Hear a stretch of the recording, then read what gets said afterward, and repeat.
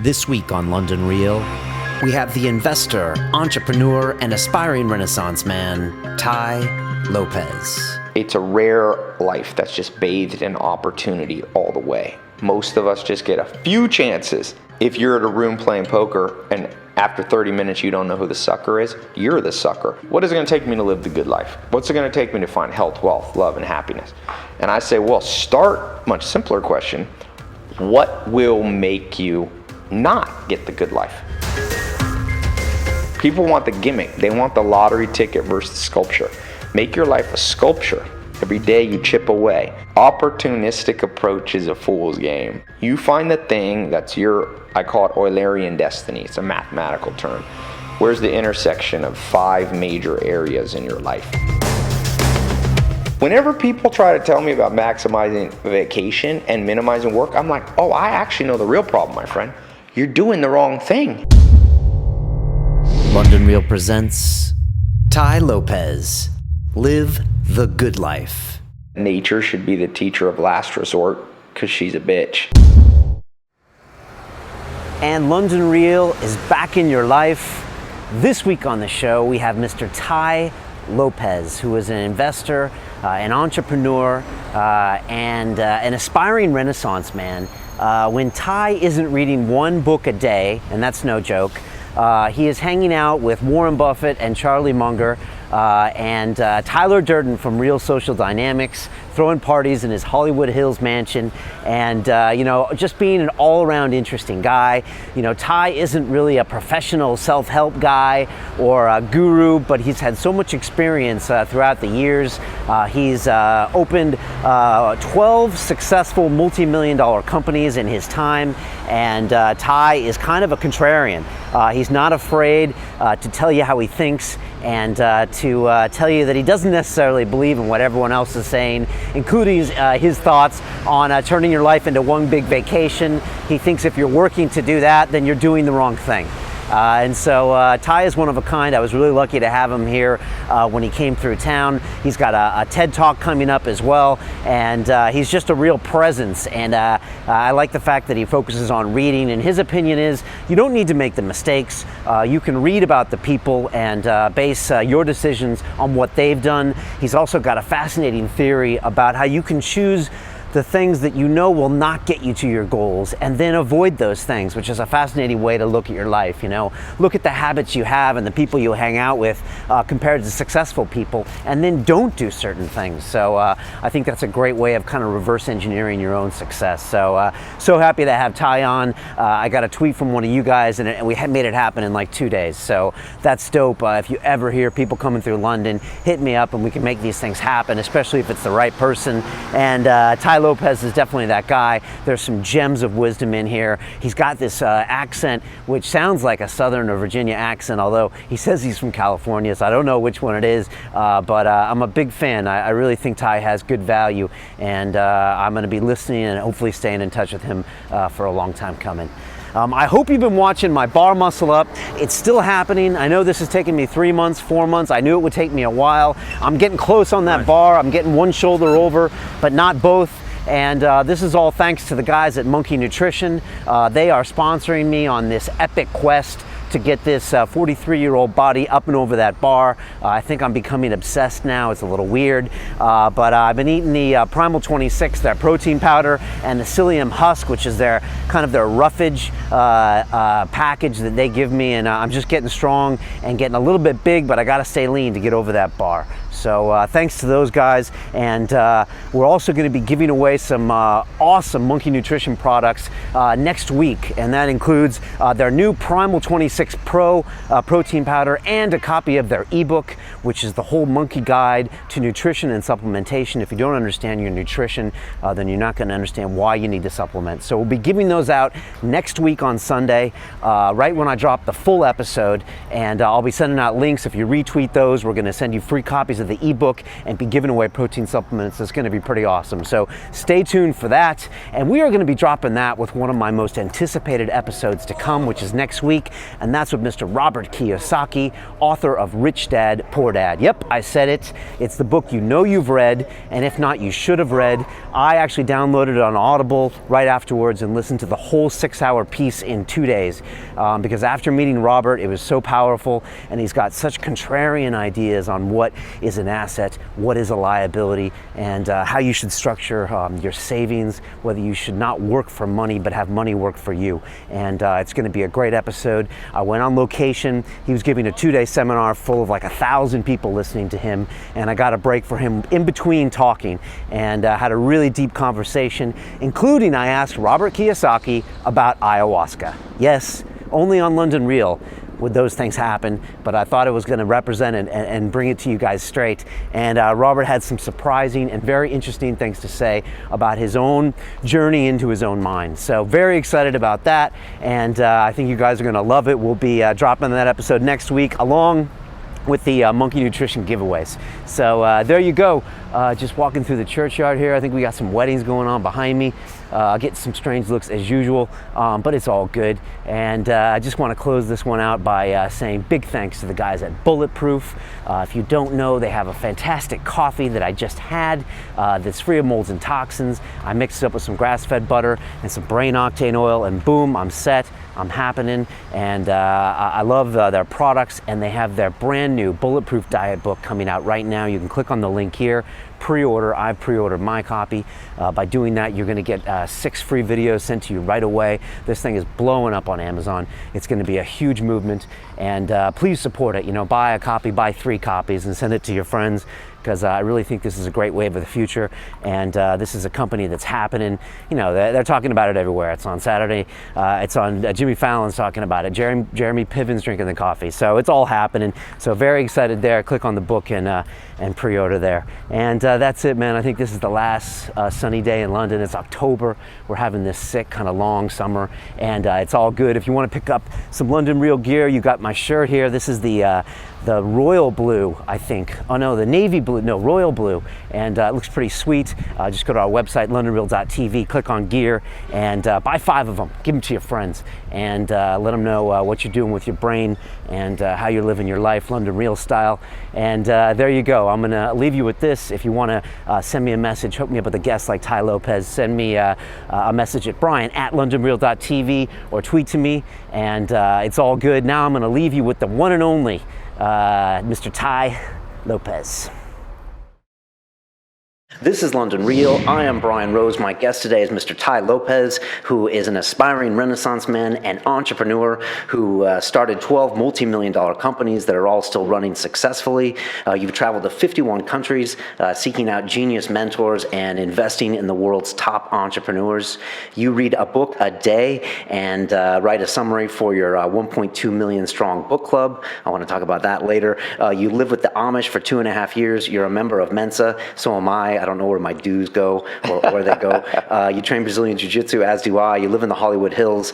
Tai, welcome to London Real. Thanks for being here. Thanks for having me. You know, you travel all over the world. I know you talk to a lot of different people. And before we dive into a bunch of your knowledge and your theories, how does it feel to be in London? What's the vibe like of the people? I know you gave some talks over the weekend. And when it comes to kind of an entrepreneurial meter, you know, where do we rank? That's an interesting question. You know, a couple of years ago, I decided to really do a whirlwind business tour. I invest around the world, but mostly it's been domestic in the U.S. So on my last trip, I was like, I had higher hopes for Europe. I thought it was more entrepreneurial. Europe does a lot of things better than the U.S. Such as? And probably environmental stuff, health stuff. Some fashion. quality of life kind of stuff. Yeah, fashion, wine. Not being fat, things like that. Not being fat. But America is just dominating in the entrepreneur space. Although I will say, from that trip, Canada may be the place. I've always said Canada is like a blend. It's it's taking the best of Europe and the best of the U.S. So I see, of course in London you see big glimmers of hope. Scandinavia, You see it a lot. You got Spotify up there. Yeah, I was just it's for me what I'm looking for. Everywhere you go, you see talent and you see morons, whether it be in the U.S. or wherever. But it's the zeitgeist. It's the spirit of the people, and I think the U.K. and London still is not as merit based. And whenever you start making rewards not completely tied to merit, I think you run into trouble. So is that a hangover from our classist society, you think? Some kind of class. Okay. Right, but it's not as bad as, say, France, where there's no, like, the tax laws and everything just stunts entrepreneurs. Well, if you look at some of the great social scientists, whether it be Richard Dawkins, Daniel Pink, these guys, you've got social memes, which are really genes, genes you and I inherit. If you're Black or African American, you're more likely to have sickle cell anemia. Right. If you're Jewish, you get certain diseases. If you're from Scandinavia and you go down to the sun, in Brazil, you don't have enough melanin, you can get skin cancer. So we all have genetic weaknesses wherever you're born. In the same way, and so we're almost passed on these inherent weaknesses that we have. I think social memes, which are not genetic but almost are as powerful. They transfer the same way. Yeah, they transfer, and you have that exactly. And so, how do you change genes? Well, generally, very slowly. There's things you can do. I think genes on our DNA we change at the rate of like 1% per 10,000 years. Obviously, social memes can change and more faster. So UK is growing, and hey, if you are here and entrepreneurial, there's big rewards, as Elon Musk says. You get paid in direct proportion to the difficulty of problems that you solve. So you come into an environment, maybe even France, so you're talking about that's not entrepreneurial. If you can pull it off, you will be paid in direct proportion. I think people do. So I don't look at it like black and white. That's one of my big things. It's like a rat. That's a social meme that's very parasitic. Is black and white. Thinking of things black and white. Like he's good or bad. Or is the UK good to do entrepreneurial ventures? It's never good or bad. It's just different. So if you want to come into London and thrive, I think you can figure out the formula, and it's going to be a different formula than I have in Hollywood, California. Right. I'm reading. I don't read as much as you do, but I'm reading Adam Horowitz's "The Hard Thing About Hard Things," and it's a book about his whole time in Silicon Valley and his ups and downs, and now the way they run their very successful venture cap fund. But when I heard you say hard things, it's a good reminder to everyone that there's a reason it's hard, because there's rewards at the end of the line. When people complain about the weather in London, I'm like, and it keeps the suckers out. Right. Because if you want to go weather, you go to Miami. Okay, fine. There's no opportunity in Miami. So if you want to be in London and play with the big boys, you're gonna have to deal with some bad weather sometimes, and then then you're gonna have to go. I mean, that's a very general way of looking at it. But good book on that is Landis. He's a Harvard professor. Why some nations are wealthy and some, I forget what it's called. It's not The Wealth of Nations like Adam Smith, but it's a fascinating book on how geography affects people. So the good news is you can be global now. I have a base in Hollywood, setting up here in London. So once the rain starts to get to you, you can just leave and go to Miami, So right. Yeah. Well, we run another show called Silicon Reel here. I've had like 65 episodes, but one thing that everyone's saying London's finally kind of coming into its own in certain tech plays, and one of them is fintech, which is the financial technology, because we have the banking right next to the tech, and it's just it does swim with each other, and they're actually making some companies that look like they could compete globally. Yeah. So it'll be interesting to see, kind of what plays out. Yeah. And what doesn't. You mentioned something in one of your videos, and you said there were 3 types of people. Those that make things happen, those that watch what happens, and those that wonder what happened. I thought that was really interesting. Also, you live up in the hills of Hollywood, and you said when you look down on LA, it's got some of the highest turnover when it comes to people coming through the city. And you said it's where dreams are broken. Is that what you said? I mean, it's funny because everyone comes to LA, I guess, trying to make something happen, but maybe they end up watching it or wondering what happened. Well, all the big cities, I say the big 3 that are running the world right now: LA, New York, London. Is London top 3? Are we top 3? I think so. Okay. For sure. All right.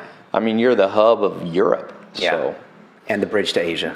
To a certain extent, Yeah, for sure. I mean, in capital markets. I think, an old Amish guy told me, he said, "Tai, there's 3 types of people in the world, make things happen, watch things happen. And most people wonder what happened." And I think that corresponds, interestingly enough, if you read The Selfish Gene by Richard Dawkins, organisms, human and non-human, break out into about 3 types, which are cheaters, suckers, and grudgers. So I think that corresponds a little bit with the 3, the old Amish saying.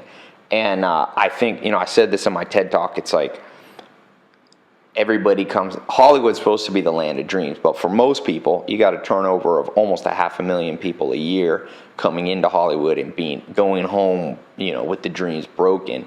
It really comes down to how good are you at actualizing. So I was reading Will Durant's, I think probably the why. It's funny. There's a huge misweighting bias. We'll get into that later on what people read, because there's not enough to read. Right. I think I have the second biggest book club in the review club after Oprah Winfrey in the world now. And the biggest thing that I tell people, it's not how fast you read, it's what you read. 130 million books have been published. And is it how well you read them too? It's not how well, not necessarily. I mean, I think that what trumps everything is what you're reading.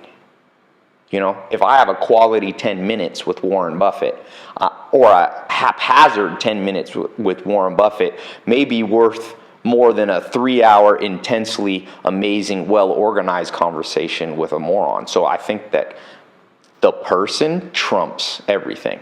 But anyway, what I was saying is, what was I saying? The book club. So people need to be reading more, or it's not. It's what you're reading. Yeah, it's what you read. But I had a point. But anyway, the suckers, the grudgers, all this kind of stuff. I think that when you give out these understandings, we don't like to think of ourselves that way. So what happened? Oh, self-actualization, or not even goal actualization, I should say. I call it the good life. At the end of the day, everybody wants the good life. Freud broke it out. He said, in one of the great books of all time that nobody reads, along with Will Durant, because of the cognitive bias, I call it misweighting. There's 25 to 30 biases that cause us to make mistakes. So the misweighting bias says, I walk into Barnes & Noble, what's staring me in the face? That's the book I'm going to buy. Whether it's, I saw the books that you have here, which are by a lot of smart people, but they don't trump the great thinkers.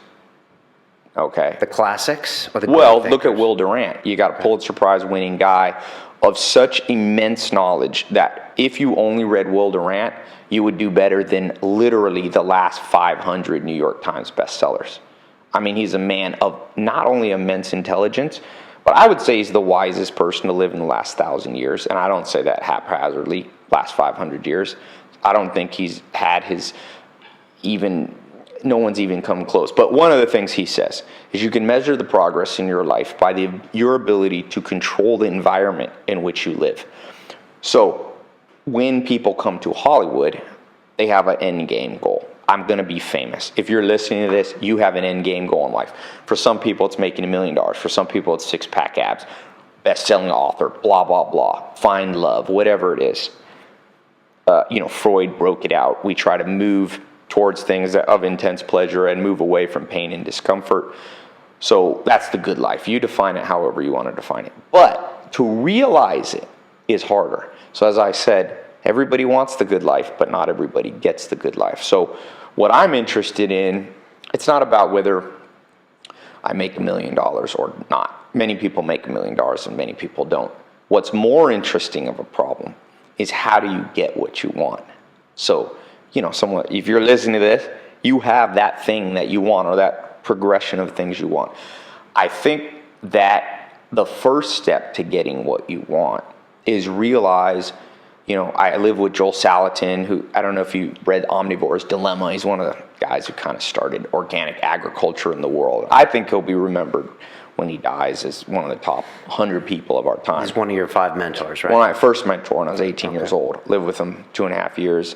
We were walking. I got there. It's one of these guys that's just insanely focused and I would say powerful in impact in the world. And there was the farm had a bridge off a dirt road where he had about 10,000 animals on the farm. So we'd have to buy and feed. And they'd bring in trucks. And one day, the biggest storm in 200 years hit Southwest Virginia. And that bridge was gone. And it was the only time I ever saw Joel Salatin depressed at 2.5 years. He snapped out of it in about an hour. But he looked at me and he said, Ty, nature laughs last. The best laid plans that you and I have are at the whim of somewhat of fate, but even more importantly of these natural laws. So when you look at guys like Will Durant making observations, or the Amish guys saying, suckers, grudgers, cheaters, Richard Dawkins, or however you want to put it, more people coming to Hollywood. The real thing is, how do you fit into the cog? How are you the cog fitting into this universe? If you can figure that out, you will find the good life. If you can't, you may be able to do what I call flurries of activity. For some people here in London, that's be in finance and make $1 million, but end up blowing your brains out. You may be Robin Williams, reach the pinnacles of success in Hollywood, but you may, take your own life. Now, that's not, who knows the reason? I just use that example not to disparage him, but life can throw tremendous blows at you. Charlie Munger, self-made billionaire, he says, life will throw tremendous blows at you. Betrayal of friends, betrayal of business partners, death of loved ones, things that we consider unfair. If you can overcome those, you can actualize the good life. You can get it. And so people in Hollywood come much too egocentrically. I posted on my Twitter. I have a pretty big Twitter following, and I said, sometimes I post things that I know will stir up a little strife, but one of them I said, karma is probably the most egocentric thought humans have ever had. I said, ask the Neanderthals what happens to karma. There's probably not karma in the sense that someone does bad to me and the universe responds specifically to me, right? So I think that one of the 25 cognitive bias is excessive self-regard. That's one of them, which is this egocentricity, misweighting bias. To the extent you can remove these 25 from your brain, you probably can find the good life. And that's what I'm interested in. That's why I care about books. So ultimately, we're limiting ourselves mentally, and that keeps us from achieving these pieces. Well, what happens is it's evolutionary mismatch. If there's a good book by Daniel Lieberman, the Harvard professor, the paleontologist, I think he is, or anthropologist, it's called The Story of the Human Body, which I think is the best book out now if you want to understand physical health. Of course, nobody reads it because there's other books more well-marketed than that one. And he says, at the core, and I think this extends beyond your physical body, but into happiness, which is interesting that Freud calls his book Civilization and Its Discontents. What the premise of both of those books, Freud and Lieberman, is that it's evolutionary mismatches. So what that means is brain evolved 150,000 years ago, Homo sapiens, you and I, popped in, our great-great-great-great-grandmother and father. They lived in a world of African savanna, 150 people in a village. Now you pop you and I into a world of 10 million people, massive specialization of economics, of, you don't grow up in the same place that you live now, the loss of friends, the changing of romance around the world. I'm an investor in some of the biggest dating sites in the world. We see these massive trends. And so what happens is, what we're uniquely suited to do, for example, seek out sugar, worked very effectively in a world where maybe at best you'd find a beehive once a month. You'd be able to take in all this honey, give you some extra reserves of fat, which made you survive 10,000 years ago. But now, evolutionary mismatch, every convenience store, everywhere you turn. I was looking at a bottle of Sprite, talking 60 grams of sugar in one bottle. We were probably evolved to handle 20 to 25. So you got people drinking, 10 times. National Geographic puts on the cover. Sugar last year. This is what's probably at the root of half of our degenerative diseases. But it extends beyond physical things. It's how we learn. It's how we pursue careers. It's how we pursue, obviously, our body, how we pursue social, friends, family, romance, and ultimately how we feel fulfilled. So if you read any book, some of the authors that you've had on your show, Barnes & Noble, Walking, or whatever the bookstore is here, I forget what it's called. Waterstones, you go there, you're just full of people misdiagnosing the problem, giving smart answers to the wrong diagnosis. Is it survivorship bias as well for these people? Or you're a big consumer of books. You got this book club. Do you think Amazon's the worst thing that ever happened? Do you think we're marketed books in the wrong way? We're not choosing these authors that you say, or the old school, the Freuds, or these other guys? Well, I wouldn't blame Amazon at all. I think Amazon's great, and you got the best distributor in the history of the world. I got people on the book list in Albania, Romania. How can I get them the books? Now it's boom. Amazon's got the robots to distribute the book, running the warehouses. So, no, I think it's, I'm not political, but at the end of the day, Joel Salatin was very libertarian. I probably got those ideas put into my head young. I'm like, look, a couple thousand years ago, a Jewish, what was his name? Rabbi Hillel said, if I don't love me, who will? And if I only love me, what am I? So what he was saying is, you got to love yourself in the sense that you can't look for, what do you think Amazon's going to do? They're going to market whatever is for sale at the highest margins for them. Can't blame them. The good news is, all the good books I want, they are on Amazon. So you and I, you got to take control of your own destiny. There's one thing I know for sure, everybody loves themselves. And that 1976 Selfish Gene by Richard Dawkins. In many ways, I've listed on my website the 150 most important books. Robin Dunbar was a sociologist here, and he said our brains acclimated to groups of 150. Right. That's 150 people. You think 150 books is? I think because they're like keeps you in your head. They're like most people are just going. I'm just like, look, man, you read these top 150 books. I've listed, in my opinion, what I think the top 150 books are. It morphs and changes over time, but generally the top 10 doesn't change much. And, Richard Dawkins is in there, and Selfish Gene. At the end of the day, people love themselves, and there's nothing wrong with that. That's what Rabbi Hillel was saying. You must love yourself, meaning you must take care of yourself. You must realize if you're at a room playing poker and after 30 minutes you don't know who the sucker is, you're the sucker. So if you're being turned into a sucker by consumerism, who are you going to blame? They're looking out for theirs, which they're supposed to do. You must look out for yours. So control your own biases. It's not that hard. Can you tell a lot about a person by the last 10 books they've read? Sure. And most of them is, for me, it's just how susceptible they are to the cognitive biases. Okay. I gave a talk in LA the other day at convention centers, 500-600 people there, all these entrepreneurs. And I said, how many here people, I forget what book I said, 4-Hour Workweek or Lean Startup or one of Jim Collins, kind of a pop culture business book. I said, how many people read this book? And 500 people out of 600 raised their hand. I said, how many people here read, and I held up a book I brought with me, a little $5 paperback by Sam Walton called Made in America. Good book. And I said, how many people here read that? Like 5 people. And I said, but they said, later they told me, yeah, we're on your book list. That's all I knew. So basically 0.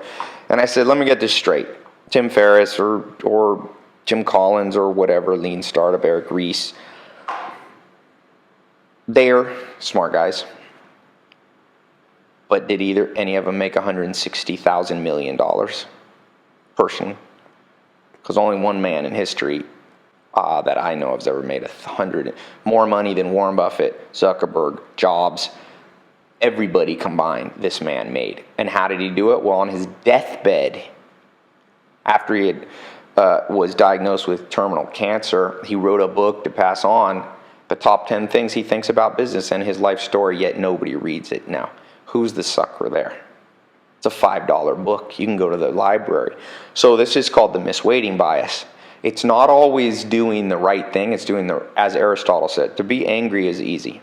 But to be angry at the right person, for the right reason, at the right time, with the right intensity, for the right duration, that's difficult. To read is easy. But to read the right book for your situation, at the right speed, the right amount of times. Jeff Bezos, if you read the Everything Store, he's read that I would say Jeff Bezos is probably the second best businessman of all time.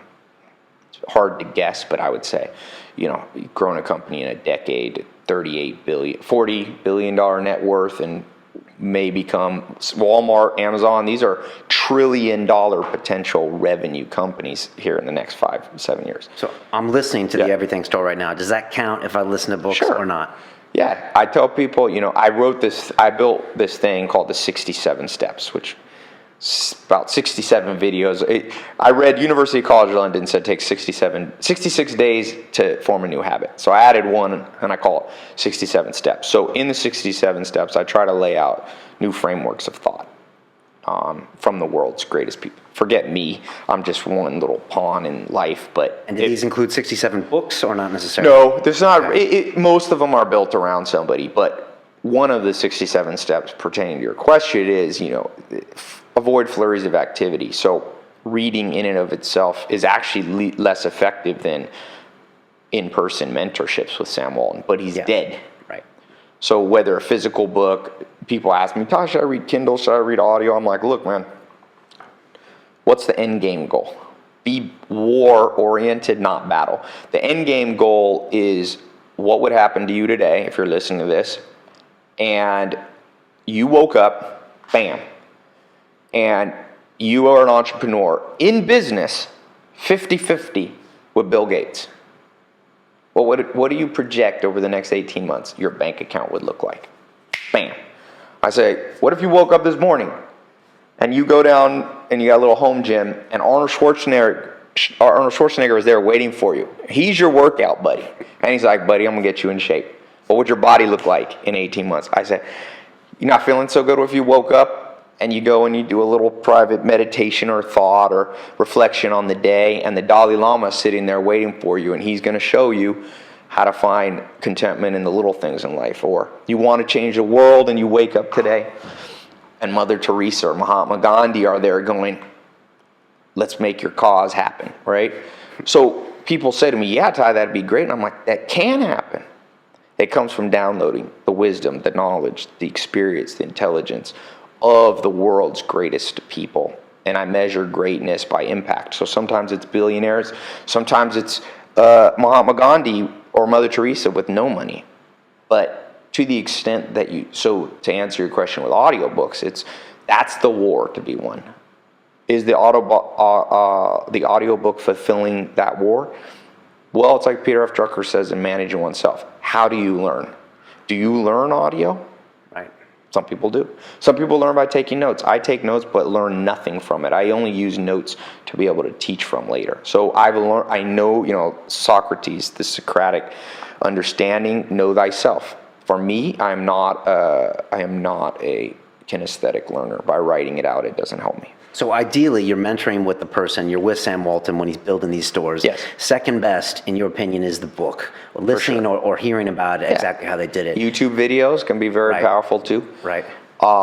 It's the man, it's the woman more than the medium. So podcasts could be effective. There was a really good long-form interview with Sam Walton. That could be pretty fascinating. Anything. I don't know if it exists. Again, it's the war. It's how do I look, why do we have the brains that are the size we have now? They're very ineffective. They make us extremely vulnerable for you see a little kid, looks like Mr. Potato Head babies. Their head's too big. Women, most dangerous thing that's happened to women in history is having to give birth to you and I have big heads. Right. Caused a lot of death in childbirth. So why anything that still exists is probably for the most part functional. What's the positive function of big brains? Well, people get this wrong. There's a lot of theories on why we have big brains. Dr. David Buss talks about some of them, and why do we have vocal cords, gossip, all this kind of stuff. But probably the best answer is what Richard Dawkins says. Your brain and the evolution of your brain allows you to simulate. And one of the big social memes out there that's parasitic and negative is that you only learn through mistakes. That is true, but like Warren Buffett says, they don't have to be yours. So if we got on an airplane today, we're flying back to Hollywood, and the pilot gets on the loudspeaker and says, hey everybody, good news, exciting news, this is my first flight, and I hope we get there. You would be exiting that plane in a matter of moments. You want the pilot who's first gone through the flight simulator, then been a co-pilot for a decade. But when we look at success, what's being put out there is, I think, very inefficient. It's a bunch of gobbledygook. The way, if you're listening, you want to be successful, you're going to start with simulations. The best way to simulate the future is use someone else's life, biographies, Sam Walton, Bezos. You can shave decades off. Because as Dawkins says, what's the problem with trial and error? Trial is time consuming. And like Stephen Hawking, a UK native, says, look, time, the only thing we probably know for sure about you and I is we are organisms moving through time. That's it. And so he said, I was wrong. I thought in his book, Theory of Everything, he says, I was wrong. At the end of the world universe, I thought the universe would contract, and it'd be like Benjamin Button. You'd be old and then young. But he said, when I did those computations 20 years ago, I was mistaken. Time continually moves forward, thermodynamically, cosmologically, and psychologically. So I can promise you, if you're listening to this, you are on time's time frame.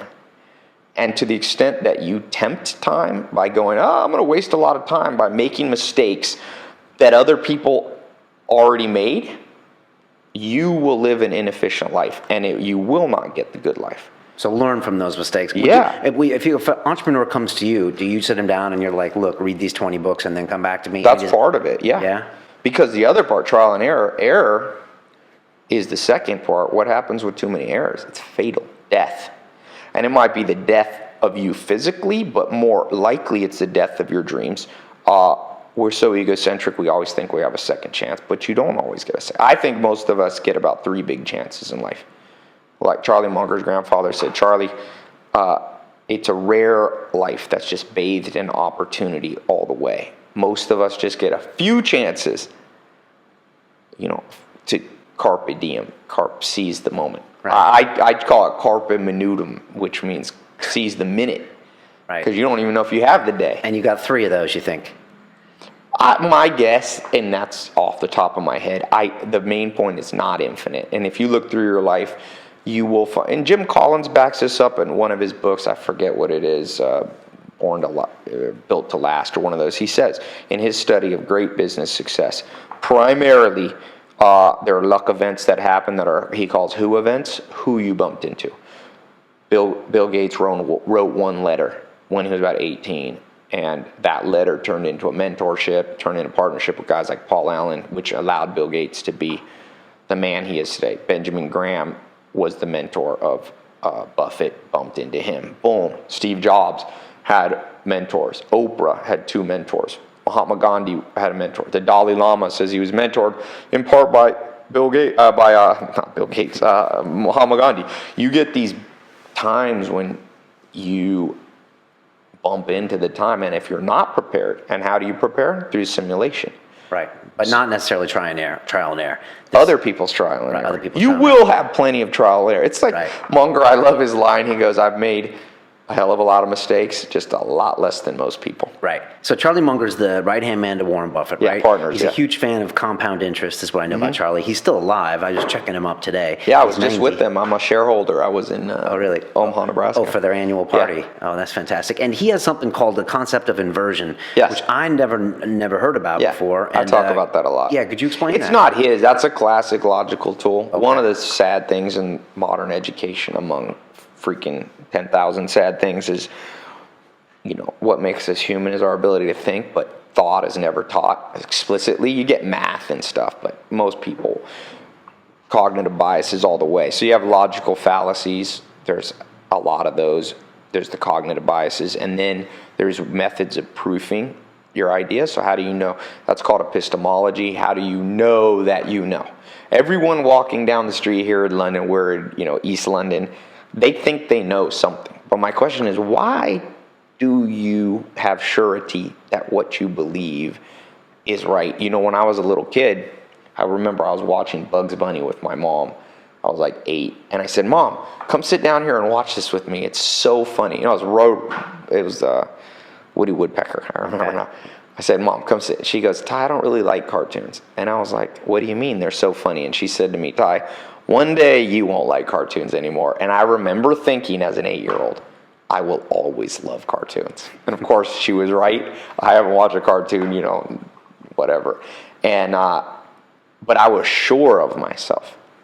So most people are sure of themselves. They come to Hollywood, they're sure. It's like, Ty, here is how and even if they act humble, it's what I call non-Michael Jordan humility. If you read the Michael Jordan, The Life, it's amazing. It's the best sports book I've ever read. And I know the author, Roland Lazenby, and I was talking to him on the phone, and he said, there's never been a man with more humility in sports than Michael Jordan. Although he was the cockiest external, like if you met him, he was talking trash, but I call it humility of action. Like every coach, Dean Smith, Phil Jackson, they said, if you said something, even when he didn't think it made sense, Jordan actually did it. You know, I'm not religious, but I look for good ideas everywhere. And Jesus Christ said there was a man with two sons. And the father said, go do this. And first son said, yes, Father, I will, and didn't do it. And the second son said, I won't do it, but then did. And then Jesus asked the crowd which one obeyed. So which one is the one who humbles? The one who said wouldn't do it, but then he did it. So people come to Hollywood, they either act cocky, like they don't need to simulate, or they act humble, but actually they know. It's like, I know. And I'm like, no, you don't really know. Knowing is hard, and one of the tools is what you're talking about, inversion. So you go, what is it going to take me to live the good life? What's it going to take me to find health, wealth, love, and happiness? And I say, well, start, much simpler question, what will make you not get the good life? Munger says sloth and unreliability, and that's, I wouldn't. Those are his top two. Top two, sloth, only laziness, and that's what all he says. We don't have a lot of writing by Munger. I think there are other things that you could add to that list. Not that I... Such as? Unfocused, lack of focus, being unfocused. I think lack of simulation, for sure. Lack of humility. In my TED Talk, I gave 3, not everybody's humble enough. I would say humility is very high. And you look at, my favorite Sam Walton story. He goes, he's the richest man basically in the world at the time. And these Brazilian group of businessmen had bought a grocery store chain in Brazil. They write letters to all the CEOs in the U.S. and they say, can we take you to dinner? We want to get your advice on what we should do here in Brazil. The only man who answered, the CEO of Kmart and this Sears and all, no one answered. One man, it was Sam Walton. And he said, sure, come on up. They flew to Bentonville, Arkansas. They got picked up at the airport by a pickup truck with an old man and a dog. And they said, oh, you going to take us to meet Sam Walton? He said, no, I am Sam Walton. And he said, get in the truck. And he took him to his house with his wife. They had dinner. And the whole time they were having dinner, he was asking him a whole bunch of questions. Almost to the point they couldn't get any questions in. And then they realized they had been tricked. Sam Walton had said yes because he wanted to know if they knew something that he didn't know. The best businessman in the world. And he then later went to Brazil and they got a phone call. He was visiting them and as the police department, they said, come get Sam Walton. We have him in jail. And they rushed down because if you've ever seen the inside of a Brazilian jail, you don't want an old man there, especially not an old billionaire. And they showed up there and Sam Walton they got him out of prison. They asked the police, why would you arrest this man? And they said, we didn't know who he was. We thought he was insane. We found him crawling on his hands and knees through different department stores, and we figured he was insane. And they turned to Sam and said, what were you doing? He said, I was taking a measuring tape, and I was seeing how wide the aisles were. And he said, I just wanted to see if these Brazilians knew something that I didn't know. So the depth of humility, most business people I know, they're not crawling around on hands and knees on the nearest competitor. So I, for sure, would say lack of humility, and it's usually evidenced by the fact that they're not simulating enough. I think if you read, you can tell, you were asking me about books. How many books have you read? Tells me how humble you are. And if it's not books, it's how many mentors. Right, or how many good books you've read about people's life stories. Because if you don't read, then you don't give a shit. Or because you're not willing to learn or learn from their story. Is that it? And if you're reading fiction all the time, then that says... fiction has its place. But if you're, Can you? It seems like it's a hard quality to teach someone humility unless you give them an ayahuasca trip or they have real suffering. Ayahuasca, you can tell you a bit about with Joe Rogan. I'm not a big fan of ayahuasca kind of stuff. I know that makes me controversial. This is one of these social memes, all the drug stuff. Look, I'll touch on that briefly. My best friend is one of the top neurobiologists. Spent his life studying the brain, and he's like, the blood-brain barrier, man.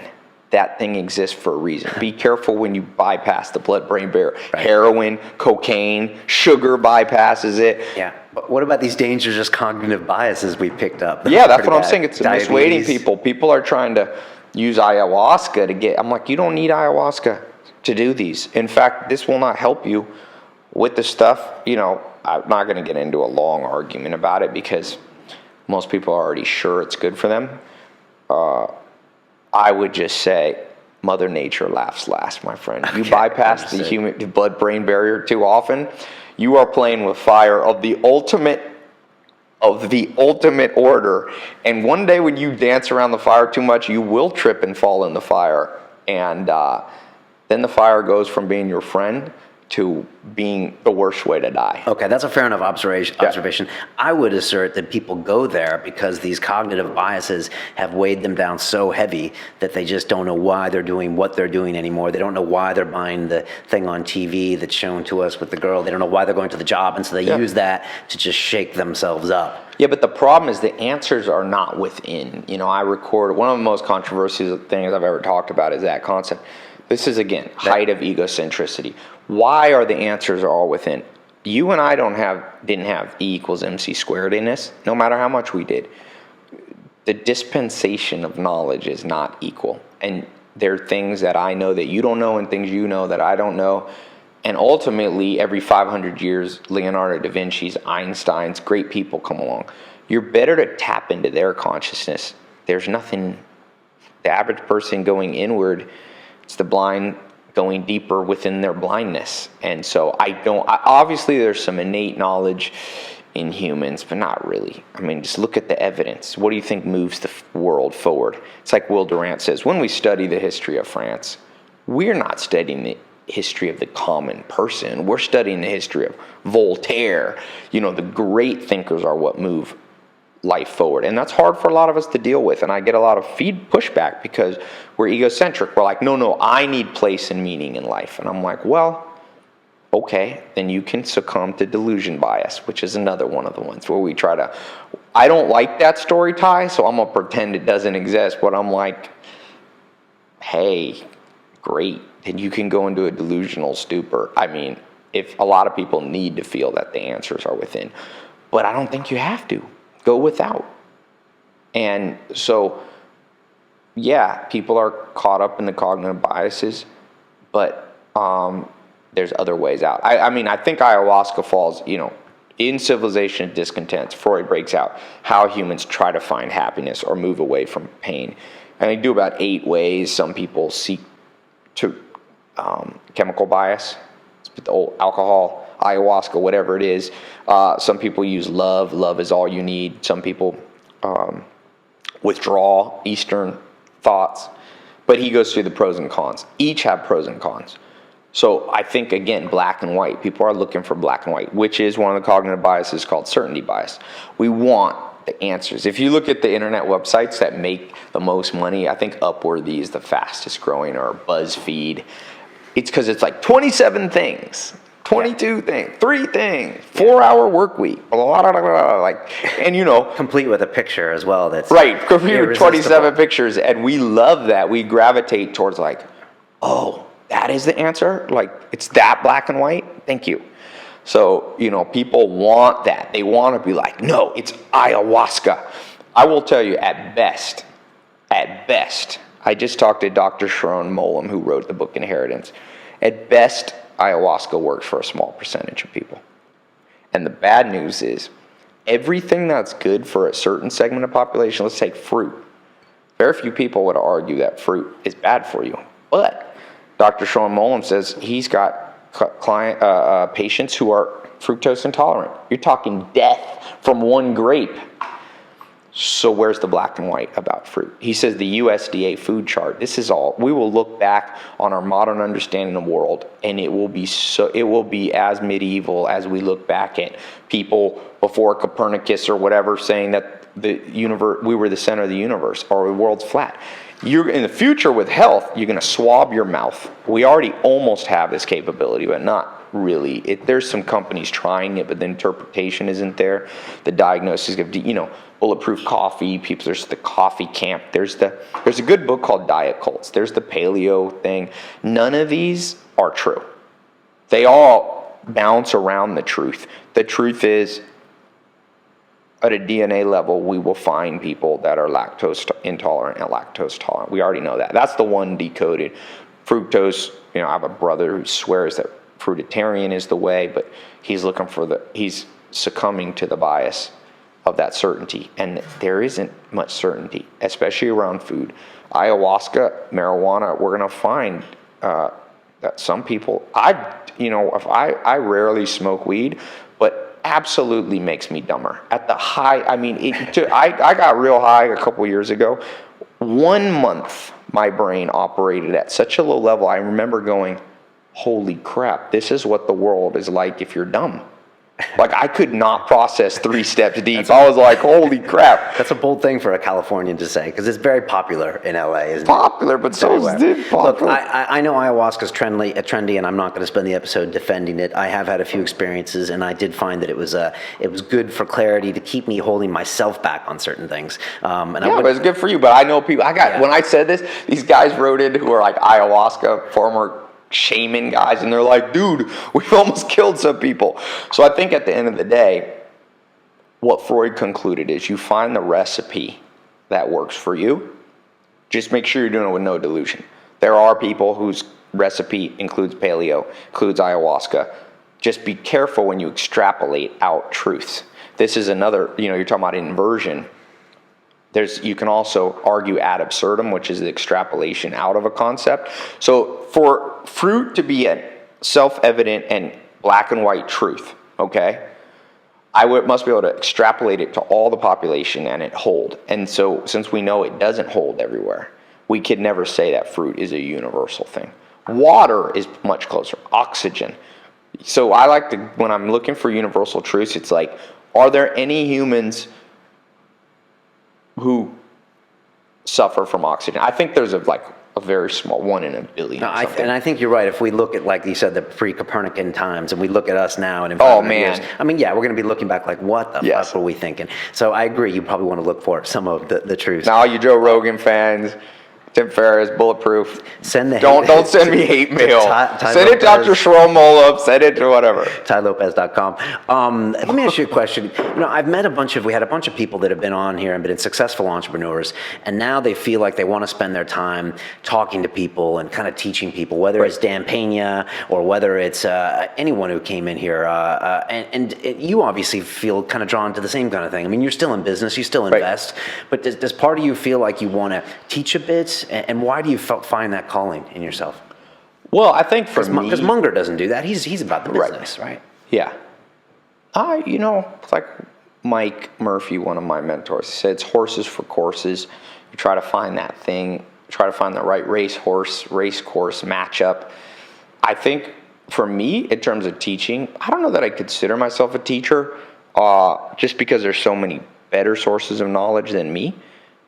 I haven't stood the test of time. So if you're listening to this, you're way better to listen to Will Durant than me. But what happens in the modern world is you respond to demand. A lot of people ask me stuff. So it's like, what's the most efficient way to answer questions? And for me, it was just like, I'm going to record a whole bunch of stuff and lay it out. A lot of the stuff that I talk about are things that I did to train people in my companies. Okay. Like the 67 steps was part of that got created. Okay. I mean, it's been a little more refined now that I put it out publicly somewhat, but this stuff started probably back 2004. I really was like, look, I can either hire talent, raw talent, or refined talent. Refined talent is hard to find, very expensive, usually off doing their own thing already, or I can take raw talent and train it around these great people's ideas. So really most of what I'm talking about now, and I've only really been publicly out there for a lot of people are like, how come I haven't heard from you? I'm like, well, because I haven't put anything public except in the last 6 or 8 months, And then it kind of took the book club, I've been reading since I was, hardcore probably since I was 15. And then I put that out there and you test the water and all of a sudden it's like whoosh. It's like such a vacuum in the world. I think I serve maybe to be a contrarian in certain things. I'm so contrarian to most of the stuff being put out there. I have a complete different understanding. And I think mine's more evidence-based, although that's up for people would argue with me. I would disagree with, causation versus correlation is an insanely horrible thing to try to figure out. And most of the success self-help stuff is just correlation. Like, oh, I did this and That's why I'm writing this business book. But I'm like, well, you could have just been lucky, you know? There are immense amounts of wealth made luck. I could be lucky. Right. So you try to see that. I try to see what is causative.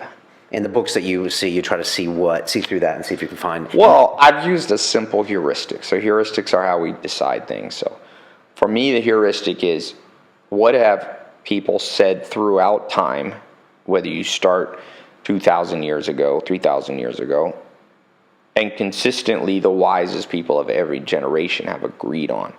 So I think those are more likely to be causative. And that's why what's happening in the modern world, the real problem with teaching now and the internet and YouTube and podcasts is now everybody is teaching. And it's probably hypocritical for me to say, because I could point the finger at myself and say, I'm just as guilty. It's like, what's the qualifications to teach now? Nothing. Just a webcam. An iPhone, right? Yeah, exactly. iPhone, right. So it's a dangerous world. So now what you're living in is a world of, and you see that the book, The Shallows, the shallowness of our brain, the paradox of choice kind of thing. So now, more than ever, the reward is extremely high if you're listening to this. So I don't want to sound too pessimistic. You're living in a world now where there's never been wealth created much with people under 50 years old. Right? That's now the world we live in. Under 20, the kid Sumley here, people are too young to sign the contracts. That's never happened. So no matter what age you are, you have immense potential. You got knowledge at your fingertips. Nobody's using it though. And it's because it's probably consumerism. It's that whatever's marketed the best. Like if I own Barnes and Noble, and it depends on what my goal is, maximum profit. If I own Amazon, I would just put the 150 books and be like, you can't buy any other books till you finished all these. Right. Too much choice, right? It would hurt the bottom line, although I think, I've been experimenting with it. I'm not a big Steve Jobs fan, but one thing I liked is he created markets. He told the consumer, right, no, you think you want that, you want what and I've been experimenting with that, obviously not on the Steve Jobs level, but I'm like, no, read these books. I'm not going to tell you what you want. People are like, what do you think of, blah. And I'm like, forget that. That's all noise, man. That's all static interference. Let me get this one thought into your brain. Watch what happens. And it's pretty cool. I was just at dinner with a lunch right before I came here with this big London investment banker kid making God knows how much money. We're just talking. And he's like, dude, this stuff works. I just closed $1 billion deal using something, Your stuff. Yeah. Oh, okay. He came, I did a talk here. I did a 10-hour talk the other day. I scheduled him for like 3 hours. Spoke at the London Business School. I did the keynote at the Entrepreneur Conference this year. And I spoke from 11 to 12 in the morning. And then I was like, I'll take questions outside. And 12 hours people ask me questions. Again, I don't think it's because I'm anything special about me. I think it's because the world is like this. Everybody's following. It's the elephants. It's the, the emperor's clothes. Okay. Like everybody's naked, but everyone's following an idea that's naked, weak ideas. And so when people get a hold of like strong ideas, I think it resonates real quickly with your intuitive side. You're like, yeah, that. It's like, for example, where's my phone? I should read something, There's this idea that 4-hour work week or something like this. And can I grab this on my phone? Wait, no, we'll wait. I won't need the internet. I got it stored. No, we'll Okay. come back. So when you give a talk to these entrepreneurs, these guys that are looking to you to teach them something, first of all, do you like doing that? Do you find that sometimes that they're coming for the wrong reasons, or they have to get over some things in themselves, or do you find that you can give them a few like concrete things to look for, to try to do? I think, it's funny. I think it's an awesome time to live. I think all of us, myself included, we're smart and dumb at the same time. So when you get rid of the dumb, all of a sudden people get smart very fast now. So I think people come in, they latch on to a handful of these concepts from great people, and it just goes, like they see, I can't tell you how many people are like, man, in a week, I see a difference. In 2 weeks, I see a difference. I think it's contrast. The world's so blind to these things that when they kick in, you stand out so far. You know, like I said, this guy that I had lunch with was like, yeah, I closed the deal with the billionaire. And I guarantee you, he said the deal was getting ready to fall apart. Huge deals, immense deals. And what's some of the things you tell them? Read these books, check your cognitive dissonance. Well, I do some stuff on persuasion, because I think persuasion is one of the most powerful things. So he'd use some persuasion tools, because the persuasion tools work on the cognitive biases. So the cognitive biases go two ways. You don't want them operating on, it's kind of like the Snoop Dogg. It's like, don't get high off your own supply, which he's basically saying be a drug dealer, but not a drug taker. So some of these, and I tell people don't be manipulative with them. They're strong enough. I mean, the cognitive biases are so strong that you can use them to move people, and that's what he did. Now, hopefully, I tell people do not use this for bad, because Ray A. Kroc used the cognitive biases to make billions and billions of people eat crappy McDonald's food. So hopefully, they're not being used to that. Hopefully, you're doing positive stuff. But that particular case was tools of persuasion, which is that one is strong. I've got huge response from people from that. When you put those together, it's they call it the Lollapalooza effect. It's very hard for people to not be persuaded. You see, like in Silicon Valley, you get this whole kind of a group think where you were talking about, where everyone's read the latest book and everyone's trying to be the Airbnb and right. the Uber of this and that. Like, how do you teach people not to get caught up in that? Well, a saying I love is, there is no great tragedy in other people making money. So a lot of opportunistic, I think there's two schools of thought in entrepreneur land today. One is opportunistic approach. So it's like you're looking, what's the next WhatsApp? I think that is such a low probability, such a lottery ticket approach. It's like if you came to me and I was like, dude, I'm so excited, I'm going to be rich. And you're like, how? I'm like, I got the plan. I'm going to go buy lottery tickets. In fact, when I was 10 years old, I was going through the Ralph's in San Diego. I know where you're from. Yeah. And my grandma said, Grandma, I got a feeling about it. Let's go buy a lottery ticket, one of those $1 ones. And we did, and I won $100. At this time, my income was $10 a month for chores growing up. I didn't grow up with healthy parents or anything. Where'd you grow up? Virginia? This is Southern California. Oh, you grew up in Southern California. I was born in good old Long Beach, Compton area, but I was raised somewhat in San Diego. So I had this dollar, and I went out and I bought a mountain bike, a Huffy mountain bike. It was like I doubled my income on this one thing. Of course, the bike got stolen 3 days later, which the Amish always say, a fence that goes up fast falls down fast. So I got the quick wealth and I lost it. But then the problem was my brain had been tweaked, so reward bias was like, and I had this new idea, which was Christmas. My parents said, we have $200 we'll spend on you. What do you want? And I said, just buy me $200 worth of $1 tickets. And I had the math all figured out. 20 of them would win. I'd win $2,000. And I remember I was counting my chickens before they hatched, and I had those tickets, and I remember scratching off, and I won like $8. And that's where I learned opportunistic approach is a fool's game. So there is no tragedy in that you didn't start WhatsApp. There is no the consistent pattern of success is, I got invited. I went to a little private thing with Steven Spielberg in Hollywood to watch the 30th year anniversary of Indiana Jones. And what's the pattern for Steven Spielberg? 7 years old, knew what he wanted to do, went on a clear path to making movies, went through the 10 or 15 dark years. You don't hear about him until he's in his 20s. And then he pops out. Media bias makes us think that he just randomly got an idea. No, Buffett started at 7 years old reading The Valuation of Bonds by Benjamin Graham.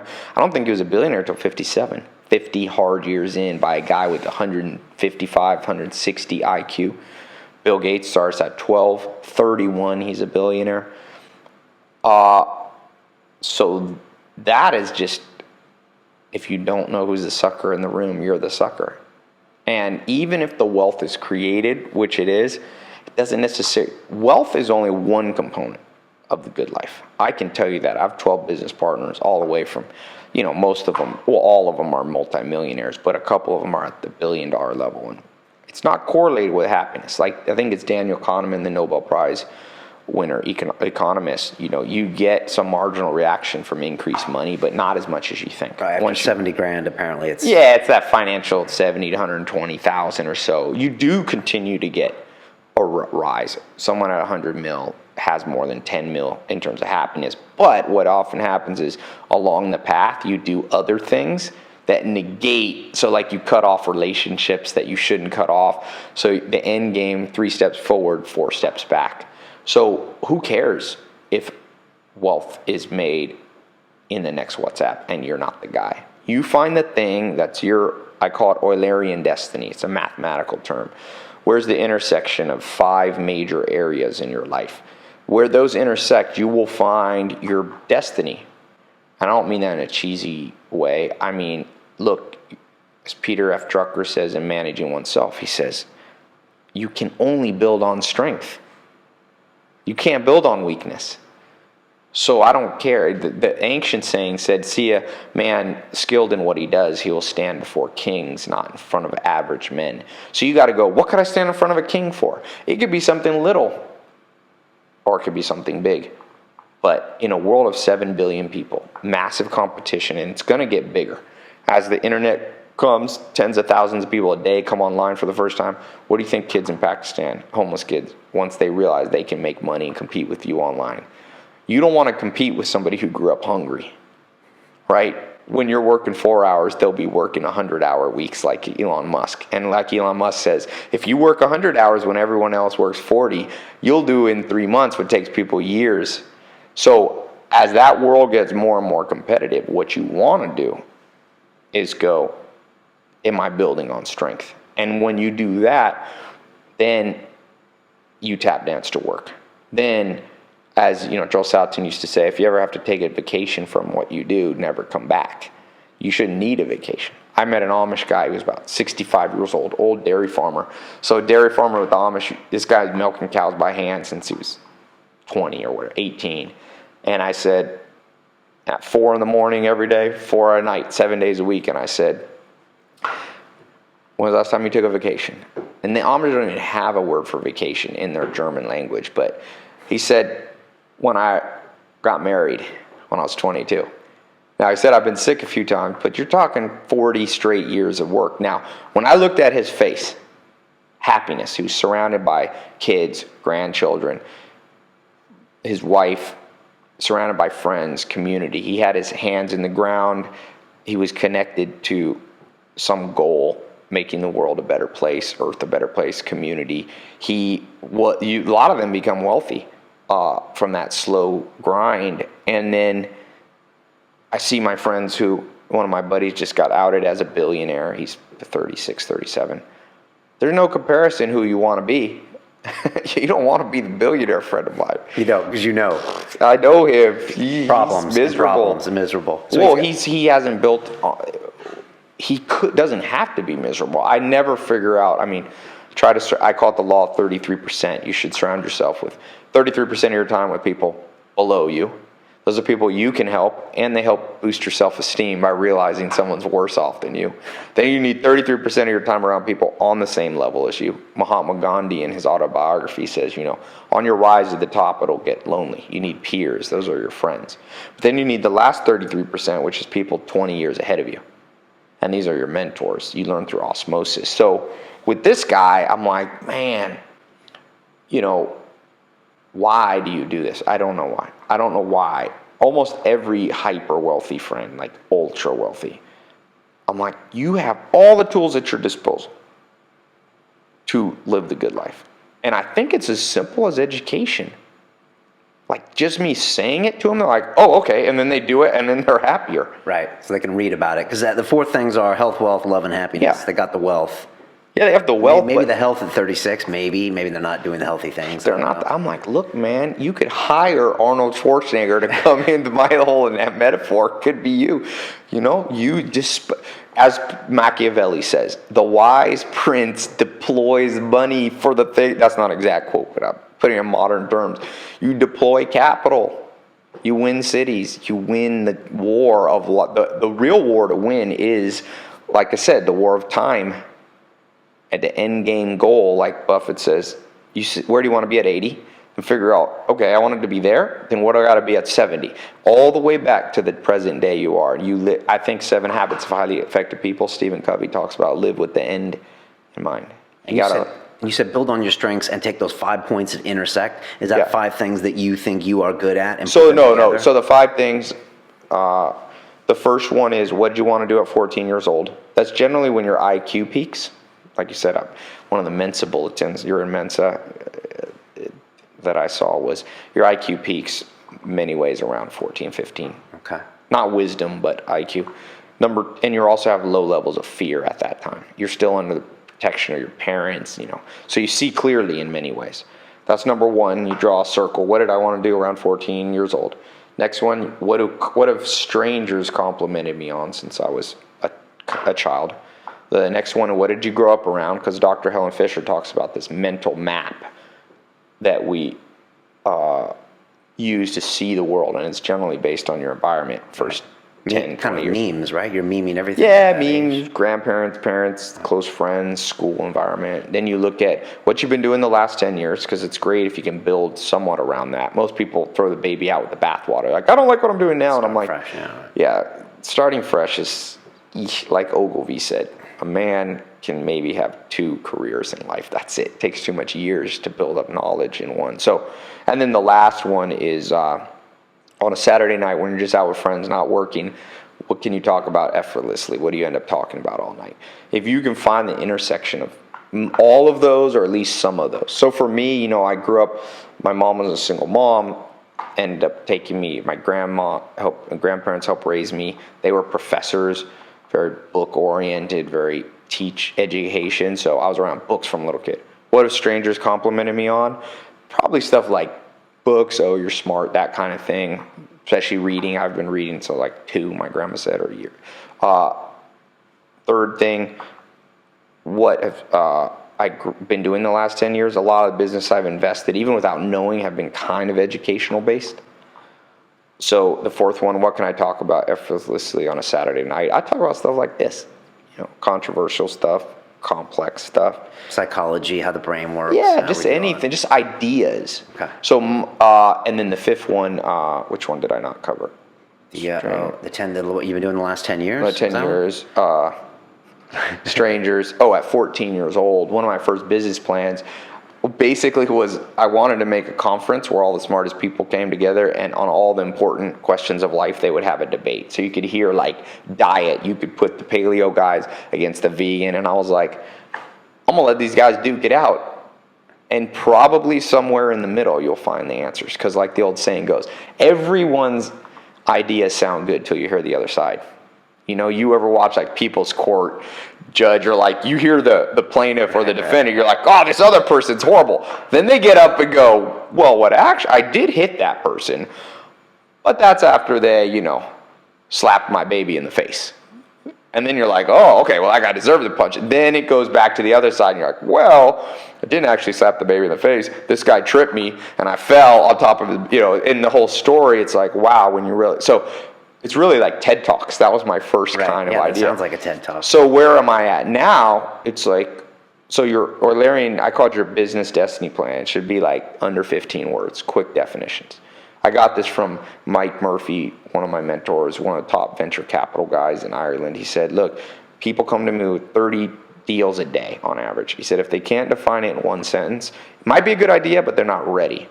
So you need to have it distilled. So mine is, now what I look at in investing, what I'm trying to do in my life is spread good ideas using mass media. It's 6 words. So mass media, TV, movies, Hollywood stuff, radio, books, magazines. So when people come to me like, hey, Ty, you want to do this restaurant idea? My friend just made $1 billion. I'll be like, there's no great tragedy on me losing out. And the odds, I will never stand in front of kings in the restaurant business. Right, I'm a crappy cook. I will not.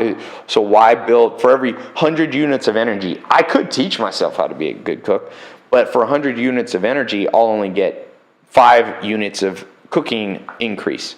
Right. Whereas a competitor puts 100 units in, they get 300. I'll never be able to catch up. As funny thing that I heard at the Berkshire Hathaway meeting this year, I walked up there. It was funny. It was like Bill Gates, Munger, Buffett all sitting around. There was no security. I know they were waiting It's like a picnic to shoot style, you right? if you ran and grabbed these guys. Bill Gates is like the most casual dressed guy I've ever seen. I think that's what happens after you're the wealthiest man in the world for 16 years straight. Probably you can dress however you want. But, Munger said, right, I was in college.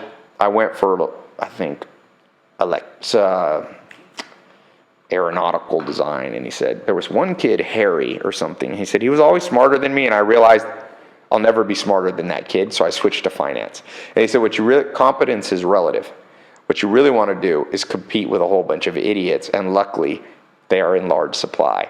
So for me, this area of books and stuff, I don't know if I'm the fastest reader in the world, but not many people read a book a day. I can read more than a book a day. I just don't say that because it sounds too weird. People hardly believe one book a day. It's not as hard as people think, by the way. You don't have to be a super genius to read. And you don't have to speed read either, or a little speed read. Yeah, I don't speed read much. It's like I do big parties at my house, and I had like 550 people at my house a couple months ago.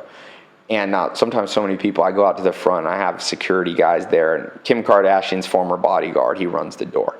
He is a massive man. He's about 6'7", he weighs 305 pounds, and he has no muscle. I mean, no fat on him, all muscle. He's 22-inch biceps. If you know what that's the same size as Arnold. And his name's Rome, and I was like, Rome, what'd you start out bench pressing? I mean, what do you bench press? He's like, Tai, I used to be about 550. Now I'm down to like 480. I'm slacking. I'm getting old. And I asked him, what'd you start with? And he said, the bar.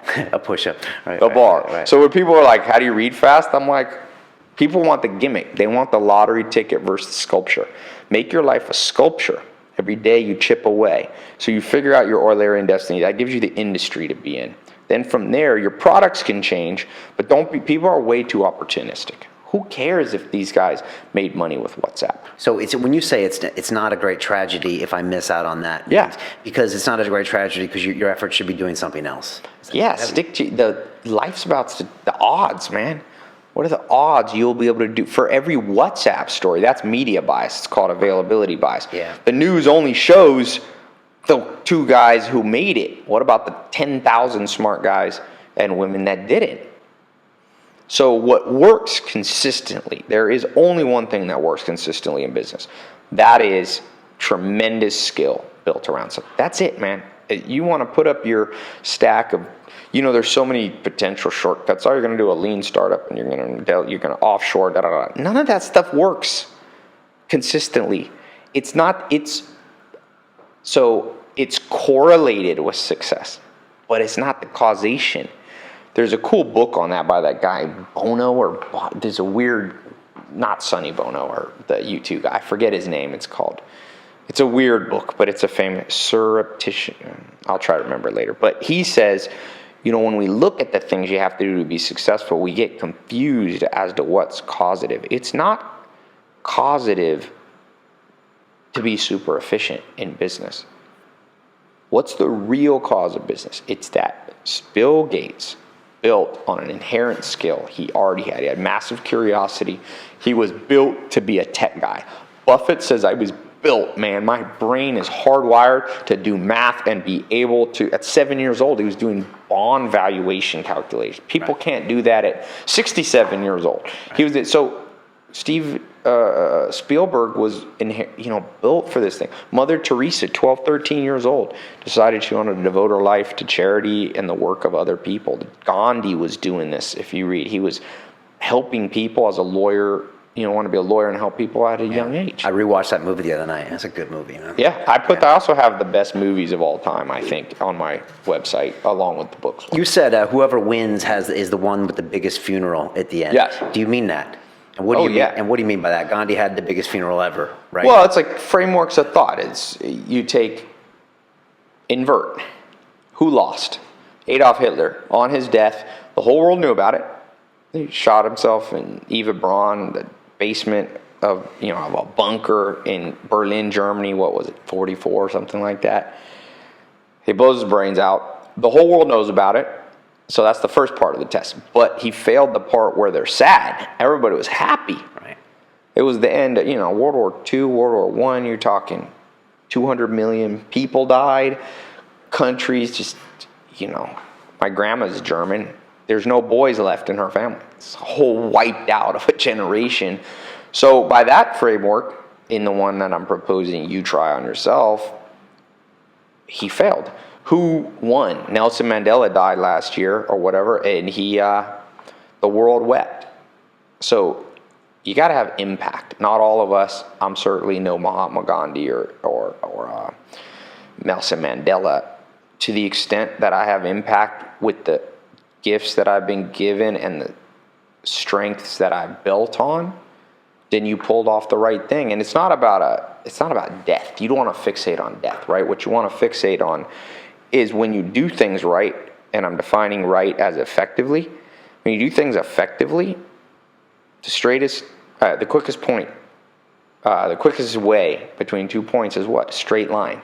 The more straight line you are, I call that right because it's efficient. And if you want impact, you will be happier. You will be healthier. Be a hell of a lot wealthier. You will find love and social connection within that. I gave this talk in Las Vegas last month. This self-help conference, and this guy came up and he said, Tai, this destiny thing, I got to figure it out. I'm 44. And he's like, and I'm not really finding the women I want to date. I'm not finding the money. I said, man, what do you want to do at 14? And he said, I want to play tennis. So what do you do now? He said, I sell shoes. 44. I said, well, I asked him some of the other questions. I said, well, sales, man, you should be in sales. But I said, you got the industry right, but why not go work at a tennis place? Like build on strength. I said, were you good at tennis? He's like, yeah, I was a college pro or a college player. And I said, if you focus down, like Gary Keller talks in that book, The One Thing, which is a great, great modern book. That's who you're going to date. As you focus down on tennis, you're going to date other girls who like tennis. It's going to start rounding out. You're going to be happier. You're going to be wealthier because there's no way you have any drive to sell shoes. You're not going to stand before kings. You don't care about shoes. You care about tennis. So I'm like, slight tweaks in people's lives is the difference between going, and then when you do that, so now you're happier, you date the right women or men, if you're, whoever you are, you make more money. Now that leads, I say there's 4 financial levels. You got scarcity, which is, in America, the average person makes 51 grand. I think here the average person makes 25 or 30,000 pounds. That's still in scarcity mode. You will experience low levels of happiness, which will spill over into your physical body. Cortisol, all these things change. Epigenetics, your environment, like Dr. Sharon Mullen says, this isn't hippie stuff. This is like how you think affects your genes. We know that now. So your physical goes down, social life goes down, and fulfillment and impact goes down. So this one guy makes this one change, the dominoes start to fall. It's like wealth goes up, boom. And then you go into the second level, which is financial independence. And once you can hit that, oftentimes you can hit the third level, which is prosperity. That's like, $100 grand to $1 million a year. And then above that, you start to hit impact, wealth and impact, which is Bill Gates. One man, didn't make $1 trillion, made $60 billion, put together a fund, Bill Gates Foundation. Now, you got to understand, put this in perspective, the whole world economy, U.S. economy, 15 trillion. Europe's about 15 trillion. Globally, let's say the net worth of the world is 300 trillion, something like that, I think.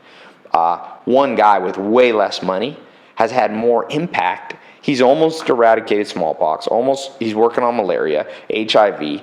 So you can be a guy like that or a woman like that. But it comes from tremendous focus. He said from age 20 to age 30, I never took one day off, not even one.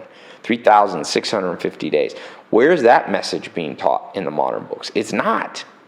Everybody thinks they're going to efficiently outsource stuff to India. That doesn't work. What happens when everybody outsources to India? Then the competitive advantage is off. It's a weak, it's not a very well thought out So point. focus and hard work isn't talked about enough. No. Okay. Who wants to hear that story? A couple more questions.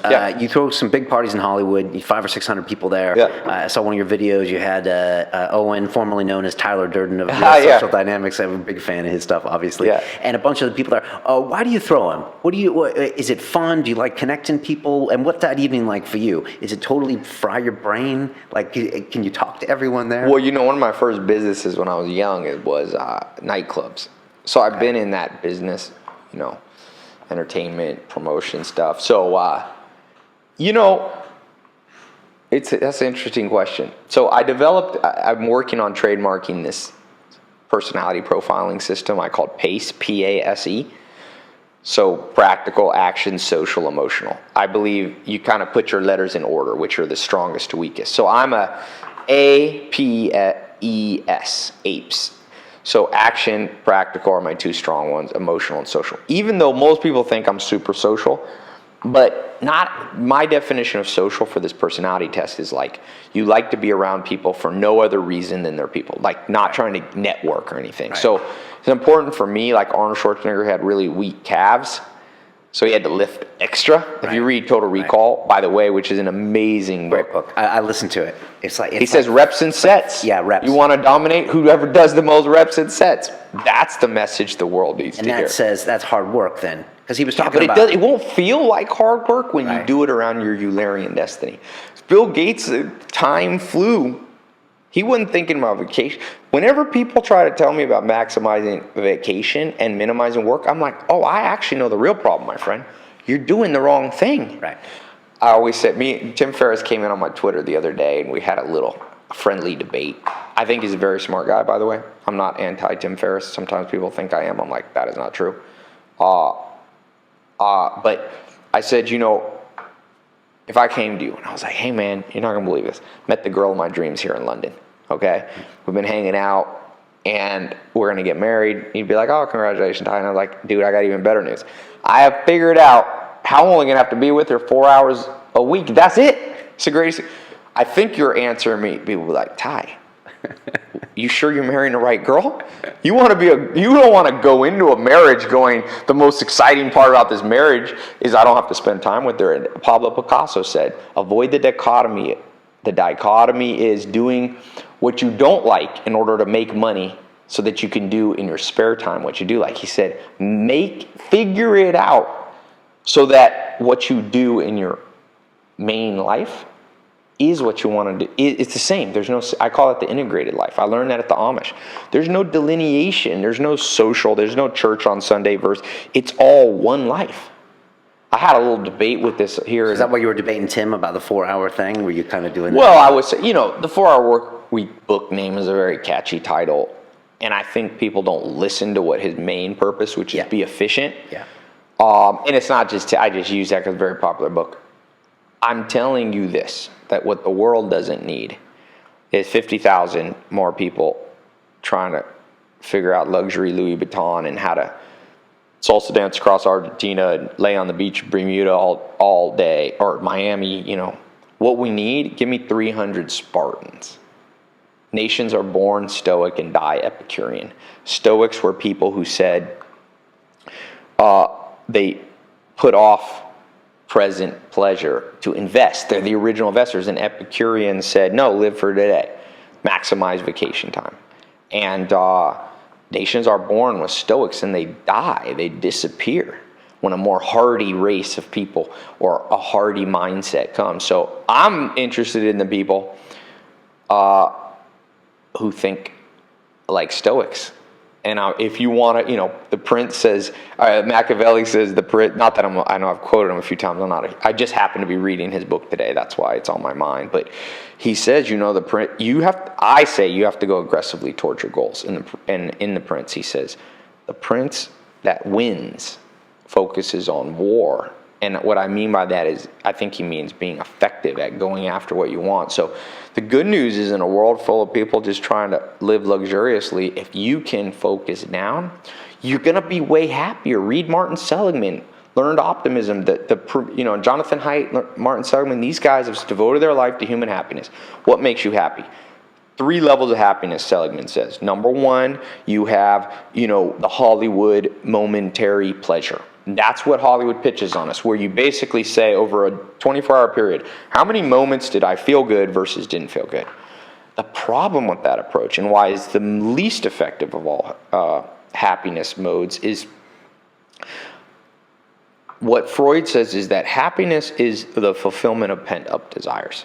If I fed you food all the time, it's actually a torture I read somewhere. They would kill people. You just got to eat till you die. What you need is a period of not eating so that the hunger can build, okay? And then when you eat, you appreciate the food. So in life, in the same way, what you want is you want the grind. John Calipari put that book out, the NCAA basketball coach. You want, or as Ray Kroc called it, grinding it out. You want the grind because then when you get it, you will experience dopamine release. Right, it means something to you, and then you get the dopamine. Otherwise, you don't get it. So I'm saying, even if even if the other formula worked, you wouldn't like it. Right. So it's a horrible approach to, the game of life. That's what I'm saying. It's like, back to the party really quick. So is that part of you working on the social side of you, which you think is the weaker of the four? Yeah, it's a weakness thing. And I like to do it. It's good for lots of stuff. It's fun. You meet I meet a tremendous amount of cool people. And, it's kind of, I'm part Puerto Rican. Maybe the Puerto Rican part's social, likes big parties. They're fun. Do you push yourself to do one of those a year? No, I do more than that. But what happened is my friends down at LAPD, I got a couple, you always got to have friends in high places. They were like, dude, because I was doing them once a month. And he's like, man, they have you as the number 1 party house in Hollywood. So soon, the DA is going to come and put a clamp on. I've had I did the MTV afterwards party and all these, Lil Wayne, all these guys. And then when they roll in, it's a nightmare. So these are white boy problems. Yeah. High quality problems. These are, But, it's Hollywood. It's fun. I think you have to balance. I try to balance every day, do something short-term fun, because you never know if you're going to live too long. But then you also have to be an investor at the same time. So I've kind of found the balance. Now I do them. I'll probably do one here in a month or so. That's like an Epicurean. You got to come, man. Balance. Yeah, I'd love to come. Yeah. A couple more questions. You're meeting with some entrepreneurs while you're here in London. Yeah. What are those few things that you're looking for when you meet these guys? And will you decide in the first 20 seconds whether you want to do business with them? Oh, that's a good question. I'd like to think I'm that intuitive. I'm probably not as smart as I would like to be. So, in a sense, you can read people quick, but what I look for now, I look for the frameworks. Now it's becoming quicker and quicker to see how much cognitive bias loading people have in their brain, little things. So I look for that. I look for a lot of curiosity.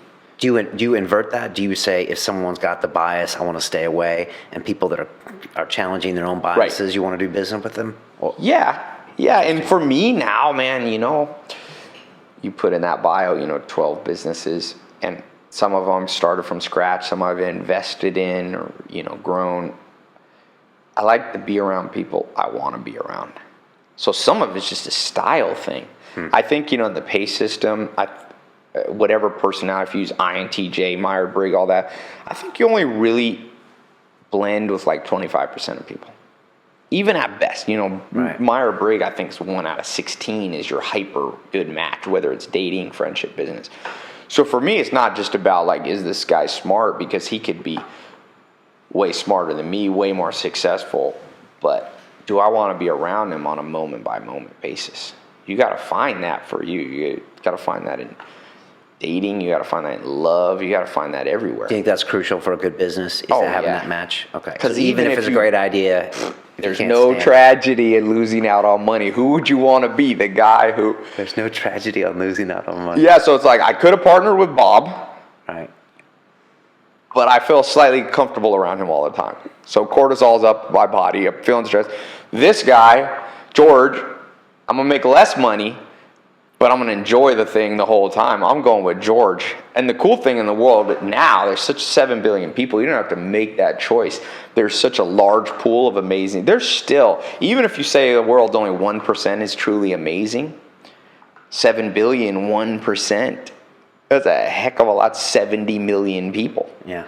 So it's a cool tool. So then you take the 25%, you naturally, because the way I think we break out, we break out in like two primary personality ways. So it's how you see the world, emotionally, and the story you tell yourself. So the ego. So my ego works a certain way. My ego, I tell myself that I'm an adventurer, that I'm sharp, that I'm smart, and that fits well with a certain type of other ego. My emotional, I'm a pretty practical, logical person, so I need to be around. There's complementary ones, so either another practical person or kind of an emotional one works well with me. So I break down this PASE system gets more advanced. So it's called psychometrics, which is the science of profiling psychologically personality types. So that's something I'm really focused on now, because I see huge bang for the buck, whether it be in business, closing deals. I think it's the future of the internet too. E-commerce, you'll hit a website, it'll be perfect. Deep data they'll have cookied your last 500 visits to the site, put together a psychological profile, and they serve every site will look different. And they serve you up. We're trying to pioneer some of that stuff. That makes a lot of sense. But like even the internet now, like I tell people, man, we're in the Stone Age. Look, 10 years from now, websites are just going to be these, because we're still bringing the black and white store mentality to the internet. It's like, what's the most optimized website? Well, I can promise you this. There is no optimized diet. There is no optimized website. It's horses for courses. If you have a long racetrack, you want a slow and steady horse. Right. If you have a sprinting one, you want a fast horse. Yeah, we should be thinking about the long tail, the way we serve things Yeah, up. I mean, serve it up for every person. It's going that way. It's just whoever cracks that code, maybe we'll be one of them. We're trying to figure that out. Man, you will be a titan. Exciting times. Tai, I ask everyone here a few questions at the end. I'm going to hit you with them. If you could make a phone call to the 20-year-old Tai Lopez, give that young man a bit of advice. I don't know if you were hanging with the Amish at that point. Yeah, I was. You probably, were. Yeah. What would you tell him now? What advice would you give him on the phone? I'd be like, simulate more, be more humble, realizing that trial and error that nature should be the teacher of last resort, because she's a bitch. And she will kill you. She will kill your dreams. If there's a circle of life, there's like a wheel, and you and I are like little mice running along. And most of us, we dart in and out because we're doing pretty good. We don't have to follow the natural rules of cycles of nature, all this stuff. But when you play around with fire too much, one day you're going to trip and fall, and that wheel will just run you over. It's better to get inside the wheel, and you're safe in the wheel, and you're moving forward. So figure out, how does this world work? Not how you want it to work. I want karma to exist. I want it to be, if someone does me wrong, that it will work out, that it get there. But how does it really work? With no delusion. And the best way would be just more smart people, more people with impact. Get their knowledge into your head. Be humble enough to go, I don't know. Good advice. What were you doing with the Amish anyways? It's different things, but one of them, I wanted to see what the world was like 200 years ago before electricity. I want to see what, community was like, and I learned a lot. Best time of my life. Biggest question I asked myself, why did I ever leave? 2.5 years you spent there. It never got better. I've gone from no electricity, obviously, I've had a house in Beverly Hills, Hollywood, Ferraris, you name it, all that stuff. Ferrari's fun, but I don't think it gets better than, and Jonathan Haidt told me the same thing. He's like, we're hive creatures. Fitting in, and Freud said the same thing. What makes us happy? Getting two things right. I think my German's not good, but Liebe and Schaffe, which is work and love, social. You got to perfect those. Your body too. I think you missed out on that one. Work and love. So get the social right. Get social right and get your career right. Get your Eulerian destiny figured out. That's the hive. Great. That's the best thing in my life now. I feel like I've gotten more clarity, and so I don't even work anymore, man. Life is just life. That's what I say. The second you bring up the word work, I'm like, that's what I learned at the Amish. They're just life, man. You're just you moving through time. I promise you, this is the youngest you will ever be. There is no reversal. So move through time well. Move through time efficiently. And you miss the simplicity. You miss the fact that every meal was earned and everything you had was earned. Good people, man. Good people, okay. Never found people like that again. We've become more sophisticated, myself included, but probably character is weaker. More anxious, more distrustful, more... Yeah. Less humble, less... You know what they had? I was going to just record something. I'm always doing this stuff where I get people riled up. I was like, most of us were raised by wolves, man. So, there's this myth that parents are so good. I'm like, where are the good parents? I mean, I know good guardians. They keep their kids from... And most of us, I don't know if you had good parents or not. I didn't have, but did you come out of life 18 years old, fully equipped with everything you need to know about life? You knew how to deal with people socially, conflict, dating, love, marriage, all the tools you need. You knew how to be happy. You knew how to make money. You knew No. Parents, what's the requirement for being a parent? Sexual activity, which every organism, even earthworms, have. So what happens at the Amish is you have real parents who by the time these kids are 18, they're like fully equipped. They're like Aristotle. They know when to be angry and not how to be, not be angry. They know you can leave them with responsibility. I hire people now. I don't care if they have a degree or not. Every one of us, for the most part, has been turned into the sucker, has been turned into the moron. So Amish is the most refreshing thing. If I take people to the Amish, without 100% of the time, people go, can we just stay here, man? Why are we going back? Yeah, do you stay in touch? Do you ever go back? Yeah, I get every once in a while. They don't have electricity, but they'll walk into a payphone. And this one guy, Jerry Miller, twice a year leaves me a voicemail. I just got one. He leaves like an hour-long one. They don't really know. They're just like, hey, Tai. And he's like, come visit me. I'm in Missouri. And he's like, I'm on the corner. He doesn't realize there's GPS, so he gives me full directions. Okay. He's like, you want to go? You're going to go here. And it's like a 10-minute direction. I'm like, they don't get GPS, but it's refreshing, man. Good people. So now there are lots of good people. You got to be, I'm lucky enough to find good people, So I'm optimistic about life. It's good you have that to compare to. Second part of that question is to the 20-year-old that's listening to us around the world, could be in China somewhere or South America, who wants to be successful, who wants to make some of these changes. Like, what do you tell them? I mean, you must have kids ask you all the time, what do I do? Or do you hate that question? No, it's a good question. Okay. It's a question I ask myself. I still ask myself. I'm not sure I have the exact answer, but Jack Simplot, one of the great billionaires of our time, he said, grab hold of one thing and never let go. Hold on. That's the pattern. Pablo Picasso started very young. He was still painting at 80 years old. Produced 50,000 works of art. Bach just did one thing, man. One freaking thing. He made music. You build on your strength. You start young. You'll go through the cycle. Love the cycles and seasons. You will have the fall. You might be in the winter if you're listening. The winter of your life. Things look dark out there. But what I learned at Joel Salatin's, man, we'd go down in the basement. We're at his kitchen. They'd have a little fire. And he's like, Tai, this is the time you read. This is the time you eat more food than you should. You put on a little bit of fat. This is the time you sleep 10 or 12 hours. You get all your sleep in.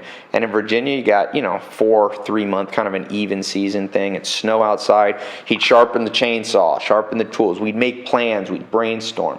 So if you find, that's the upside, preparation. The downside of that is you look out there and sometimes your brain is like, will it ever be sunny again? But Mother Nature, that wheel, even though it can work against you, it can work for you because it will bring the spring. So if you're listening to this and you're in that winter of life, be okay with it. Take the best out of it. Then you will come to the spring. And in the spring, you got to follow the 7, I talk about the 67 steps.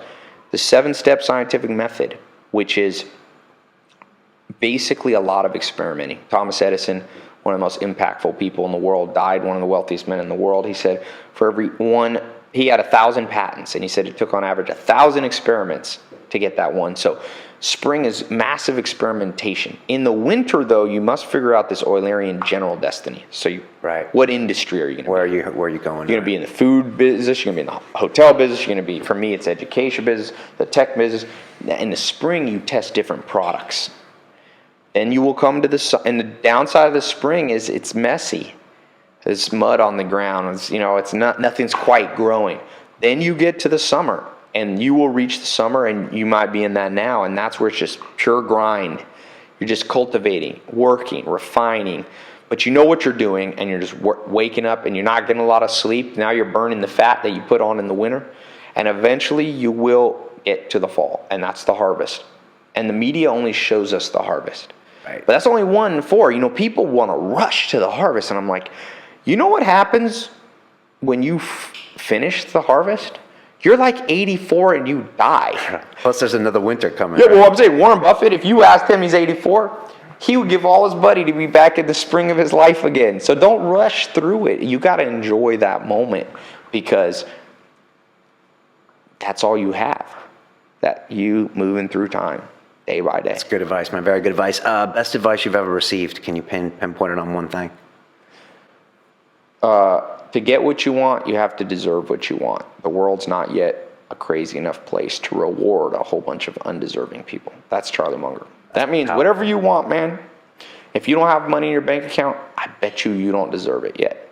So all you have to do is reverse engineer it. What does someone's brain look like who deserves a lot of money in their bank account? Right. The world rarely is unfair. We think it's unfair. There's people who inherit money who don't deserve it. But the vast swath of people who have a six-pack were not born with it. My friend is one of the top Ford models in the world. And, you know, when you hang out with him, he runs every day. He eats lean. When we go to the movies, he's the only dude not eating junk food. He deserves the six-pack. Right. So to get what you want, you have to deserve it. And I would add on to that, the quickest way to deserve it is law of 33%. Start spending. The scariest thing you can ever ask yourself is, yesterday, how many hours did I spend with someone 20 years ahead of exactly where I want to be? Right. Most people's answer is like 1 minute or zero. Zero, yeah. So to get the quickest way to deserve more is through osmosis. That's how you learn. Get around people. There was a time in my life, the most productive, early 20s, I was spending 12 hours a day with people. I was just like apprenticing, interning with people. Go work for your competitors. Go knock and the door will be open. Seek, find. All those old phrases are right. And then, boom, rubs off on you. It's not so hard. What are they going to say at Tai Lopez's funeral? What will they say about the man? Well, I hope I live long enough to have some impact. I hope they'll be like, he spread good ideas. He made me think, or I consider myself more like a relay. I don't think I have that good of ideas, except when I regurgitate other people's ideas, maybe make them a little accessible. Sometimes it's hard for people to read Freud, so made me think about something that I hadn't heard about, made me turn my life into having impact, something like that maybe. Powerful. No, it's fascinating to hear what people kind of would like to see go on. Yeah. It's interesting. It's not the bank account, is it? It's some kind of impact. You want money? Yeah. My favorite thing, Warren Buffett, Charlie Rose, I was like, do you like being rich? And Warren Buffett said, well, I've been rich and I've been poor, and rich is a hell of a lot better.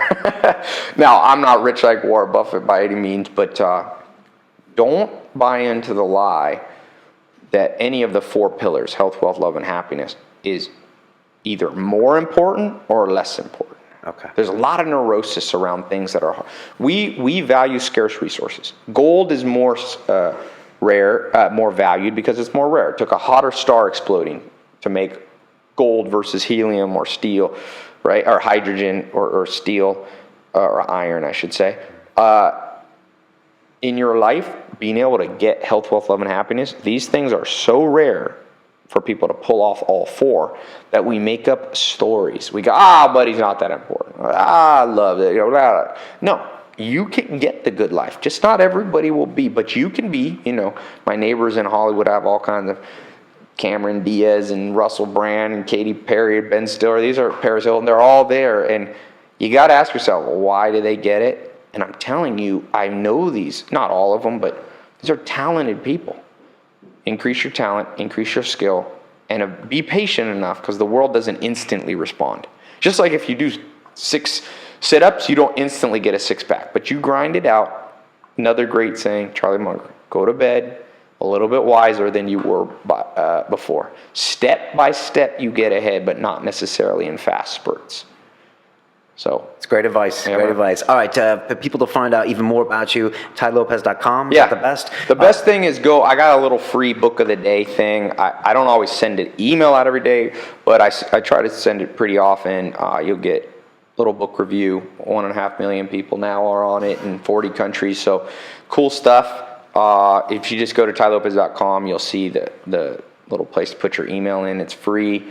I have a podcast, YouTube, Twitter I'm pretty big on, so. Yeah, download your podcast. You're pretty big on Twitter. You tweet a lot and some controversial stuff. Tai, thanks so much. I didn't know about you until this last week. I don't feel bad about saying that, but fascinating stuff. I love a contrarian, you know? I love someone that says, no, it's this, it's not that. I love a little bit of old school. I'm fascinated that Munger is your idol and he's 90. And no, it's great stuff and fresh stuff. So. Hey, like they say, you know, the young doctor fattens the graveyard. So what you want to do, find people who've been around, man.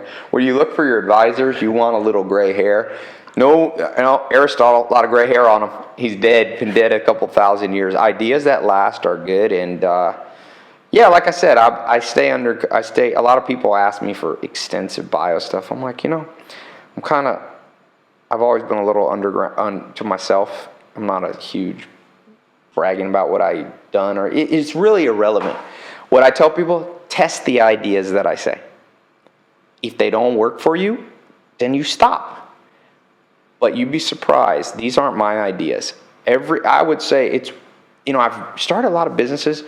This thing that I'm doing in terms of books and ideas, I've never seen something with such an overwhelming response rate of people being like, good ideas work. And I'm like, yeah, imagine that. Yeah. Good ideas work. Yeah, and people sense genuine energy, I think, as well. And they sense that you're congruent in what you're talking about and what you believe. And I think people are attracted to that. The internet's great about that. Right. People are attracted to that, and that's true about podcasts and YouTube and stuff, because I think people sense real, genuine thought and genuine interest and passion, and then they go to it. And the scary thing about this is I'm like, man, 10 years, I'm probably going to look back at everything I'm saying and be like, I was a moron back then. But it's all documented now with the internet. So hopefully this stuff won't be outdated. But, like I say, I'm like, literally, look past me. Because, one of the logical fallacies is arguing ad hominem, where it's like, you look, do I want to believe what Ty's saying? Do I like him? Do I like how he sits? I'm like, forget that. Man, I'm a blip on the timeline of history. Like, no matter what I pull off, we probably won't remember. How many people could you name from the 600s? 700, 800. No, nobody. We get all forgotten, and so you stay humble, and you go, you build on the strength that you have, and hopefully it amplifies out. And I think, like I said, I'm an optimist. I've never been a time that has been better to be alive. I can guarantee you that. When would you want to be alive, man? When? Like, people used to die for, 100 years ago, 150 years ago, women's number one cause of death was giving birth. Now who dies from that? Used to die, 50 years ago, black people, my grandma came to America, German, she was going through, their blonde hair people, she got accident, didn't know there was colored bathrooms, went in the bathroom, got arrested. 50 years, 60 years ago, we still didn't understand that there's no difference between white people and black people except melanin in your skin. That's how outdated and stupid we were 60 years ago. You wouldn't have wanted 50 years ago, the whole Leave It to Beaver, that was a myth. 100 years ago, World War I was going. 1 million people died in one battle of the Somme, in one battle. When would you want to be alive, man? Now you could basically pull up, they say the rich are getting richer, but everybody's getting richer. The whole poor, the whole middle class has come up. Sure, it's true that a handful of people control massive wealth, but look what the handful of people at the top do with it. Used to be wealthy people. There was a guy named Malik the Bloodthirsty. They used to be the wealthiest people in the world and take all the women and chop everybody else's heads off. But now Bill Gates fights disease with all his money and drives a Prius. Right. It's not a bad time to be alive when your moguls are doing that. People, like Durant says, we spend much too much time in the last 24 hours and not in the last 6,000 years. Study history. This is a good time. So go out there, be encouraged. Reward and punishment. Realize the reward's big, but also the punishment's big of not listening to this stuff. Right. Be scared just enough to motivate you to get what you want. Excellent. And read your books. You heard it here right from Tai. Read your books or listen to audio or YouTube. Or listen to your audiobooks. If you listen to us on iTunes, you can come see the extremely good-looking Tai Lopez on our YouTube channel. I wish. London Real. As we say here, it's about the journey. Thanks so much, Tai, for coming. I wish you well on yours. Next time I'm in LA, man. I'm going to hit up one of your parties. Yes. We'll have Tyler Durden there. Yeah, no, fantastic. Does he go by that name anymore? Oh, wait, no. He does. They all got their nicknames, but I call him by. I didn't know about the nickname thing, so. Fantastic. Thanks for the time. Thank you, man. I wish you all the best, man. Be good. Awesome. Thanks. All right, man. Take care. What we call reality is, in fact, nothing more than a culturally sanctioned and linguistically reinforced hallucination.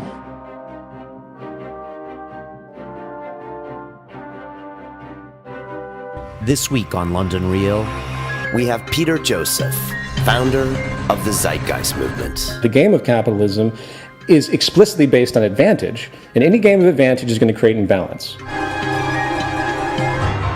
Things have changed, and things evolve, and sometimes evolution isn't pretty. There's so much foul play in this system. There's so much structural rigging in this system that if people really knew what was happening, there would be an uprising overnight. But the banking system didn't fail, and I'm not convinced it's going to. Leaderless concept means that, yes, you go first and you try to get people to step up and do what they can and initiate new projects, but don't sit there and assume that someone's going to tell you what to do at any point. You have to learn that for yourself. The Venus Project needs to be the Venus Project. Frankly, the split was natural. That's the beauty of the human condition. It's just amazing what we're capable of doing. And by 2050, we're going to have water shortages, food shortages, energy shortages. Well, we have all these people thinking and competing. We get the best, so to speak. No, we don't. On Sunday, London Real presents Peter Joseph, the Zeitgeist movement. The beauty of art is it sneaks behind your ego.